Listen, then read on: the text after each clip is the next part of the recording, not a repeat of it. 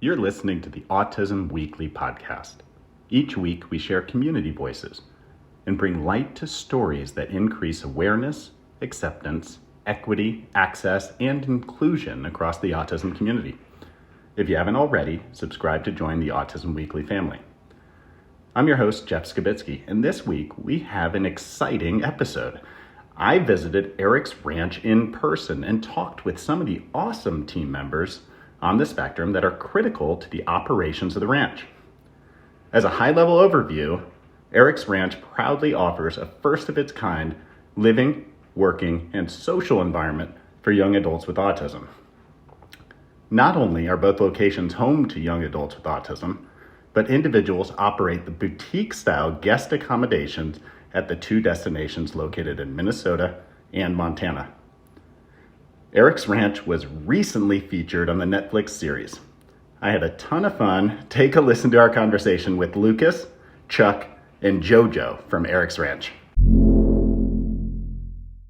Well, it's been so nice coming out to see you all at the ranch. Having the opportunity to talk with Catherine and Erik at an earlier episode, it really gave me that bug to get out here and see everything the ranch could offer. And I will say is that I was very, very excited, but also I wasn't surprised because I saw so much effort being put in by everybody at the ranch, and you could see what you all have already accomplished. So today we have the chance to talk with Lucas, Chuck, and JoJo, who all have different roles at the ranch, who all have been able to contribute in providing a wonderful service experience, and we want to hear their stories. So I guess I'll start with Lucas. Lucas, you and I had a lot of time spent today. We got to go hiking. We also went river rafting. Mm-hmm. But what I noticed is how much you were able to share about the area around us. Okay. So thank you. When you're out there and you're giving that experience to the guests, what is it that you feel like you're able to provide for them that's unique to you? I don't know. I just always had a feel for helping people out too. But I do have fun with like the hikes and the tours too. So when we were out there at one point, you were able to point out, I think it was either a rabbit flower or something like that, and you knew the medicinal value to it, and you were able to kind of work through it. Are these interests that you had before working at the ranch? As a kid, I always loved science and plants and animals. Yeah. Yeah, that's fun too. I never really did anything with it though. Yeah, but the ranch was able to provide that opportunity? I guess so. Yeah. Were you doing that before you came here? Were you able to have a job similar? Not really.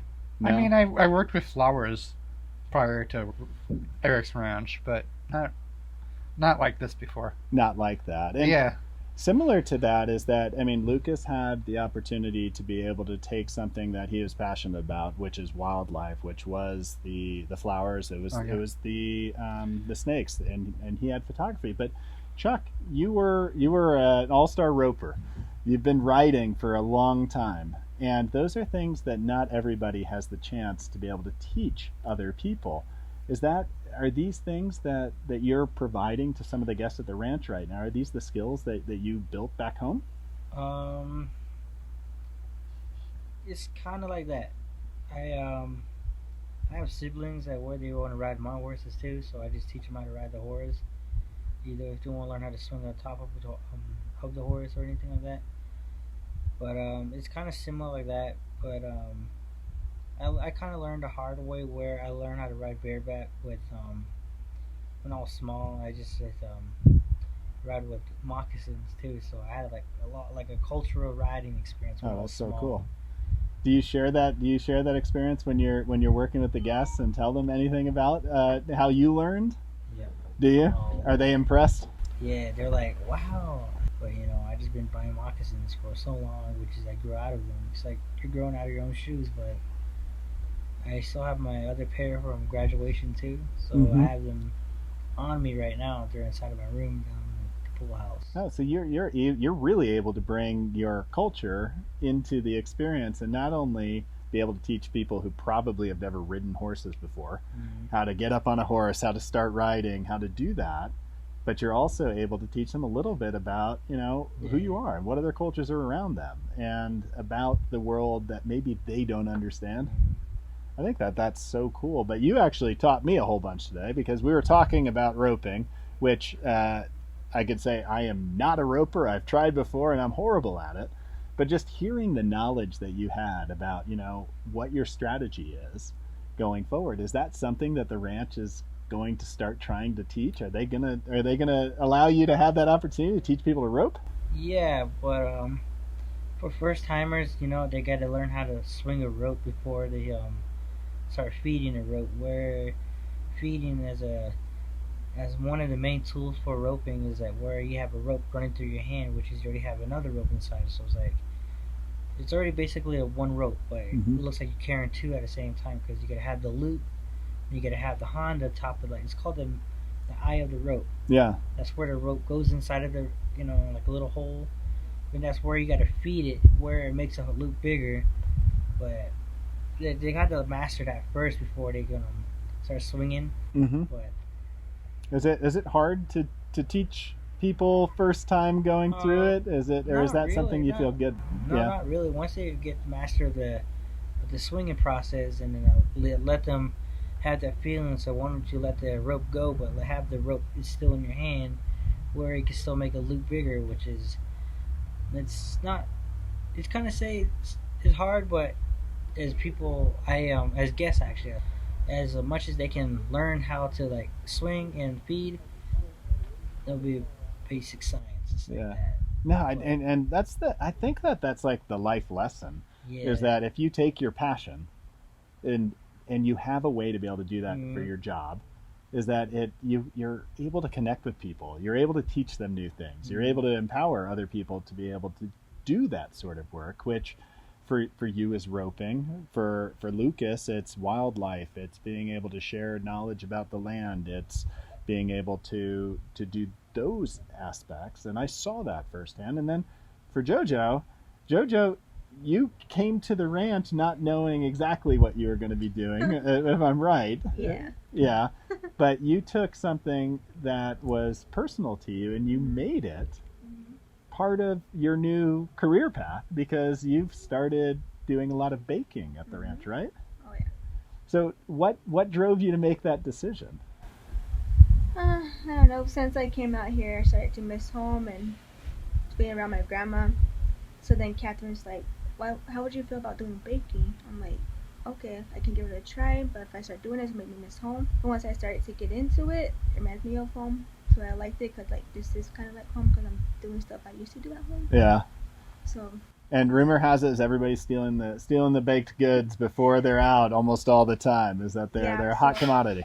So when it comes out of the oven, I put it into the fridge to let the cake cool off. Then I make the filling, and then I bring the cake back out from the fridge and then put the filling on. Yeah. Roll it back up, let it sit for maybe 15-20 minutes. And then once I take it out, I cut the ends off. Okay. And they know when it's out because they're hover around me, be like, hey, JoJo, can I have that piece or can I get this piece? I'm like, okay, let me count how many I have first to see if I have enough to give you some. Yeah. They're like, okay, well. And that's I think that the heart of the mission for Erik's Ranch is giving everybody the opportunity to succeed with what they're good at, finding the role that they want to be able to play, and then creating that path forward.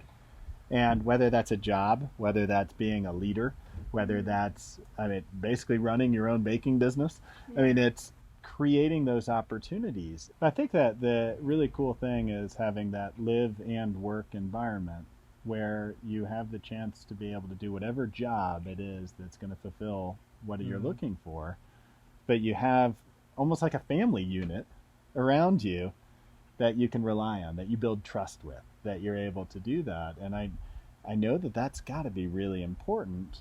Is when you were in Minnesota, because Erik's Ranch also exists in Minnesota, is that what you saw? Is that same sort of concept of, wow, we have people doing jobs that they really love to do. This is their passion? Yeah, I helped deliver breakfast food to the guests in bed, and that was fun.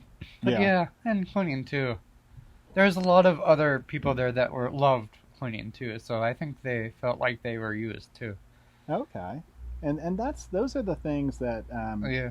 when we talked earlier, one of the biggest things that we had the chance to really chat about was learning from each other.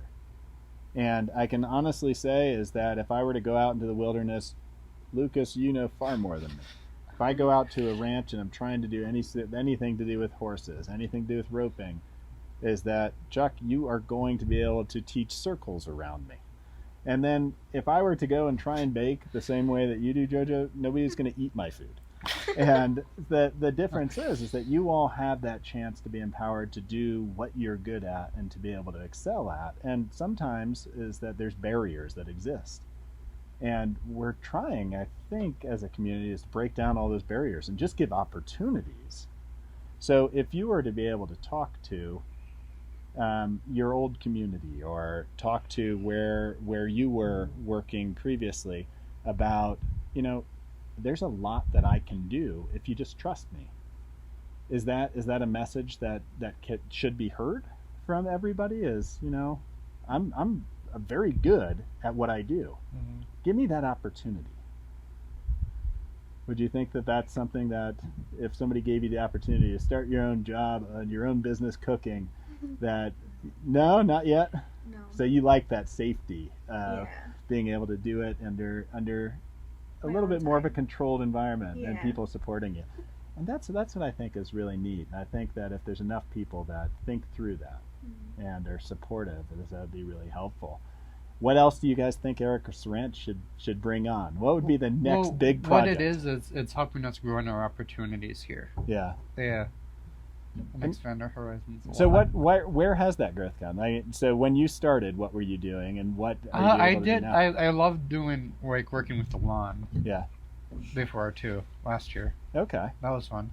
And were you leading your own Fun. hike tours? And I things was like I was doing all the tours, that? Oh, okay. which was really fun. I mean, I enjoyed them a lot more than other members, but that was just my personal preference, being like, oh, I want to go on this one, that one, and have so much fun. Yeah. Yeah. No, and so I mean, I loved my time out here, and it really is what was described to me, and what I really enjoyed tonight as well is having the chance to sit down and have dinner and just kind of get to know everybody, because there aren't many differences between me and you and me and you and me and you. It's like we're all the same people. We have different skills. We all have different things that we bring to the environment, and I think it's cool to be able to sit down and see where everybody excels, to be able to kind of be like, wow, I wish I could do this like Chuck does. Oh, I wish that I could do all the things that JoJo is capable of doing, or I wish that I had the skills that Lucas had. But seeing people for what they offer, seeing people for what they're capable of, rather than being at a place and just seeing somebody and saying, well, my expectations are A, B, or C because this is their label, or this is where they come from, or this is what their diagnosis is that I should be looking at everybody for, wow, these people, no matter who they are, no matter what environment I'm in, every individual is amazing if I just get to know who they are and see all the skills they have. I appreciate the fact that you guys were able to talk with me and to be able to kind of share that experience. And to the guests that come next, what would you be telling them? Because there's got to be a mixture of guests. Some that might be patient, some that might be pushy, some that are very kind, some that aren't. But what would you tell the guests about what you hope their experience is at the ranch? And I guess I'll just start with Lucas and move on. I try to make it more pleasing and with their that they enjoy their experience here. So I don't know how to explain that though. Yeah. But no, I really enjoy helping them out, trying to make their experience a lot better here. Awesome. And is that just trying to get to know them and being personable? Yeah, some I've gotten to know. Like there's last year there was people from all over the world. Like I got to know some people from South America that I still message back and forth from last year. That's so cool. And Yeah. Chuck, what would you say if you were to tell somebody, hey, you're going to come to Eric's Ranch, this is what I hope you learn, or this is what I hope you get out of it? I say, hey, I do trail rides out at this ranch. You should come through. Like, I work at this place called Eric's Ranches. I I'm a member with autism. I work with I work with members who have autism too. So Mm-hmm. we're really friendly. We'll like to see you around the ranch. Ride horses with us. I'll probably give one of my business cards to them too. So Yeah. And the one thing I'd probably, and maybe this is me talking to you, I'd be telling them how great a teacher you are, because what you're describing as far as being able to help others is that these are skills that aren't easy, and they're going to have to be patient with themselves because you probably do it easily. They don't. yeah. But helping them realize that you can be a wonderful teacher for them, and to try out all those tests. Mm-hmm. And how about you, JoJo? What would you be telling them?